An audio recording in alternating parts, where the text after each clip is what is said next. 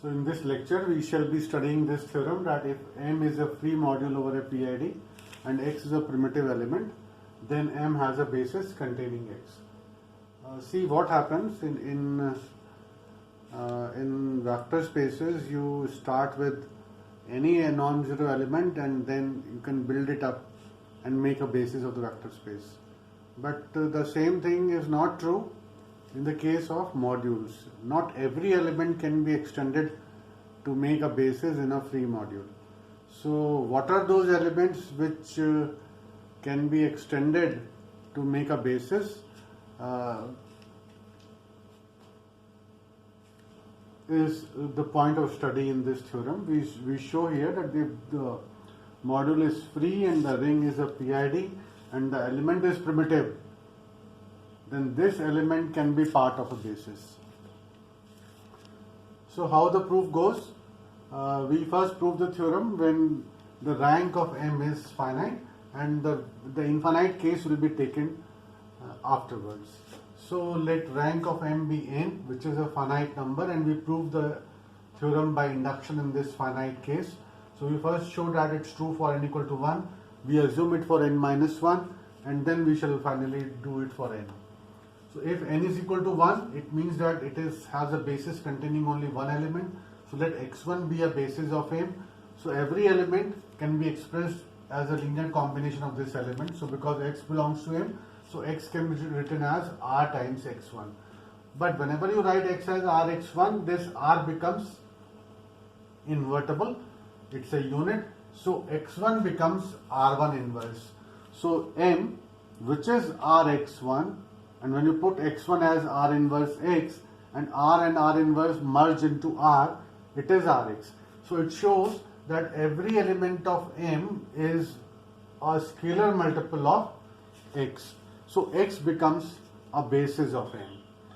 So this part is complete, that if rank of n is 1, then and there is a basis given in terms of any vector, then you can replace this vector by the primitive element.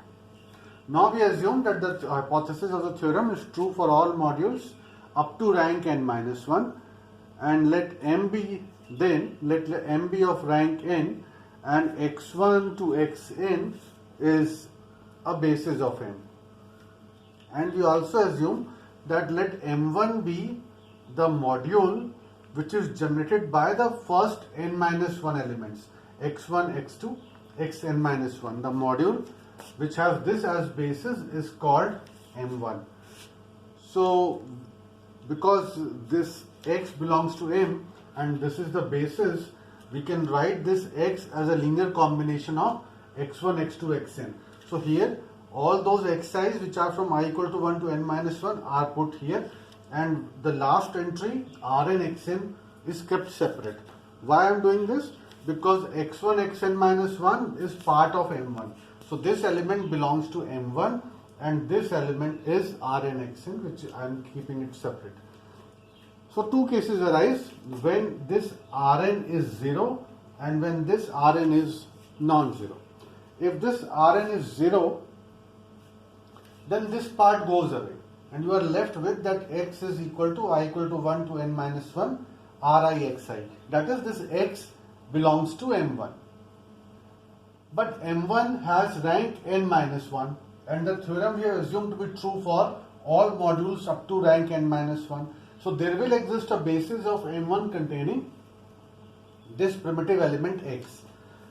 So let's call that basis to be, it will have n minus 1 elements. So we write, because it will have one element as x, so remaining n minus 2 elements are written here as x2 dash, x3 dash, xn minus 1 dash. So this makes up a basis of M1. Now the only difference between M1 and M is the element xn. So when I add xn to this basis, I'll get the basis of M. So x, x2 dash, xn minus 1 dash and the xn, that will become basis of M.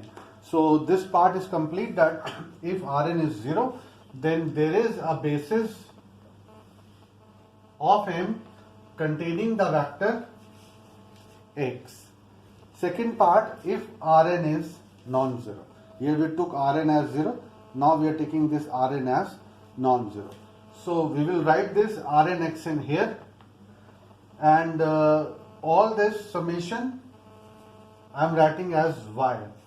So x is Rn xn plus y with y equal to this element of M1. Two cases arise that this y can be 0 or this y can be non-zero.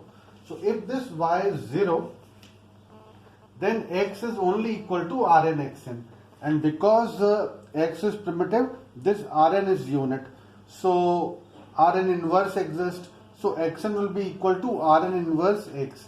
So in the basis of M, which is here, I'll replace this xn by Rn inverse x, and that will give us a basis containing x.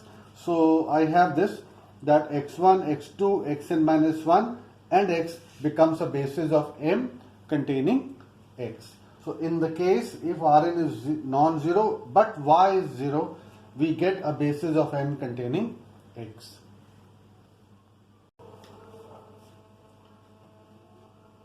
So when y is non-zero, we have seen that if y is 0, we can replace that xn by x and the basis will be there as required. But if y is non-zero, we write y as ry dash, where y dash is primitive. We have learned in the lemma that if y is any non-zero element, then we can express this, take the GCD, GCD is a unit, can be taken out, y dash becomes primitive.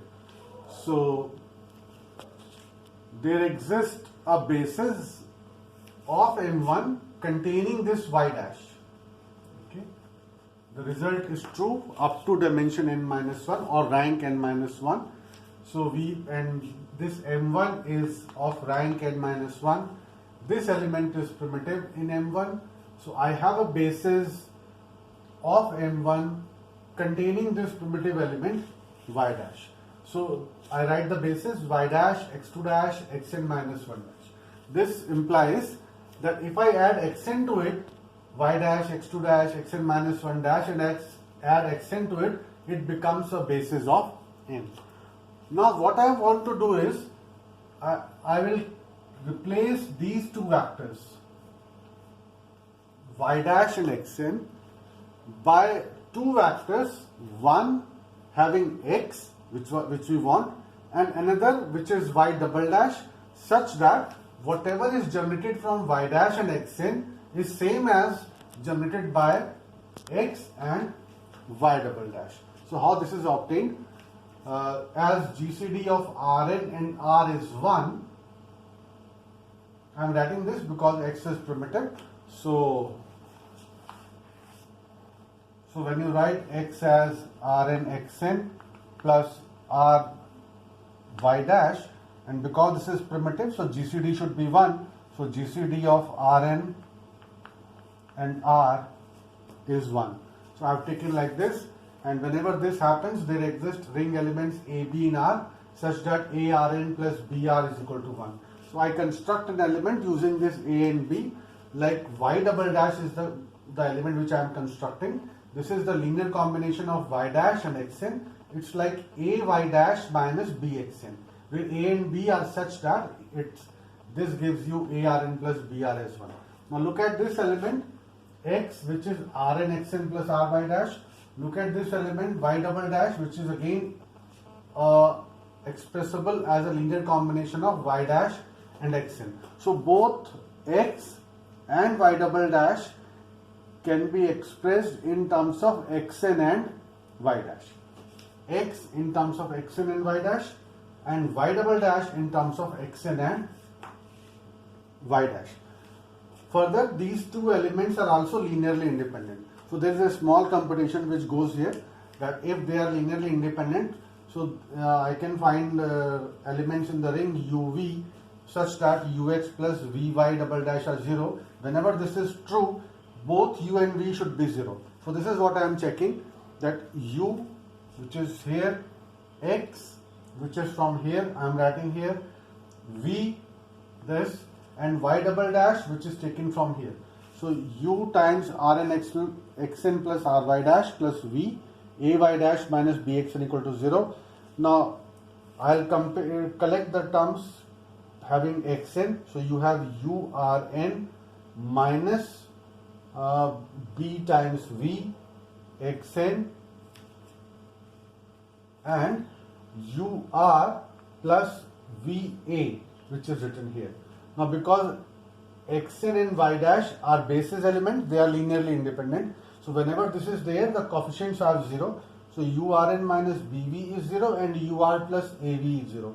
Solve these two equations, you will get both u and v as 0.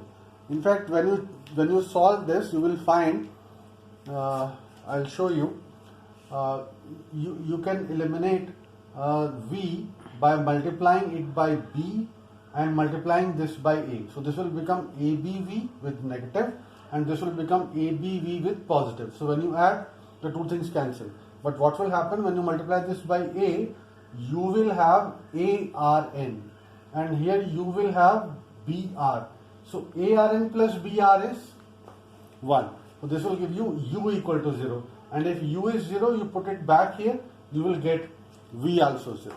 So what we get, that whatever is generated by x and y double dash, the module spanned by these two vectors is the same as the span by xn and y dash. So I'll replace these two elements, as I told you earlier, that these two elements I'll replace by x and y double dash. X and y double dash. So I'll get the bases which contain the n minus 2 elements from here, and these two elements replaced by x and y double dash, but it will result in a basis of M which contains x. So this completes the theorem for the finite rank case. If the rank is infinite and we take a basis like this, that this is xi I in I is an infinite set. Let this be a basis. Then when you express x as a linear combination of xi, you will write something like this, that x will be sum rij xij with only finitely many these are non-zero. So let those finitely many xi's be named as xi1, xi2, xin, and we call the module which is spanned by this as n. So I'll read this again. We let this to be a basis. So there exists a finite subset of this I given by xi1, xin such that x can be expressed as a linear combination of this. Now this is finite number. So we can have, by the finite case, a basis in which x comes inside and there are some new n minus 1 elements. So there exists a basis which has x, xi2 dash, xin dash of n which contains x. Now to this basis of n, we add those elements of I which are not here, okay, which have no role to play in this. So leave all the elements of I which are other than this I1, I2, In, you put them back again. So this basis which contains x and all the remaining elements which were not disturbed, I add them here. Together this will make a basis of n containing x.